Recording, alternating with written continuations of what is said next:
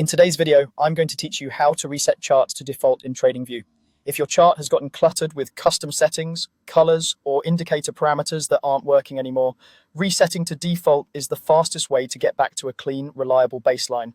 I'll walk you through the exact clicks so you can restore the original settings without guesswork. First, head to tradingview.com. You can use any modern browser. Once the page loads, navigate to the stocks section and open the full chart. Look for the full featured chart option so you get the complete set of tools and menus.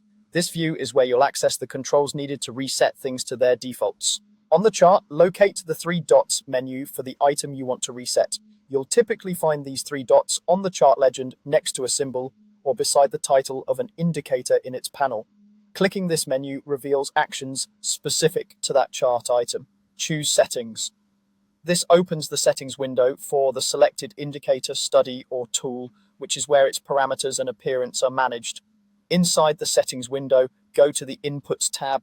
Inputs are the adjustable parameters that change how an indicator behaves, such as lengths, smoothing options, or calculation choices. If you've experimented with these inputs, returning them to default helps ensure you're seeing the standard expected version of that tool. Now, open the Defaults drop-down in the settings window.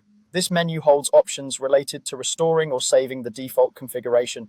From that drop-down, click Reset Settings. Tradingview will prepare to revert the selected item's parameters, styles, and visibility options back to the platform's original defaults for that tool or indicator. This is a safe action focused on settings. It won't affect your account, data, or brokerage connection. A confirmation prompt appears. Click OK to finalize the reset. The settings window will apply the default values, and your chart will reflect the original look and behavior for that item immediately. If you're cleaning up multiple indicators, just repeat this same process for each one, using the three dots menu, opening settings, visiting inputs, and choosing reset settings again.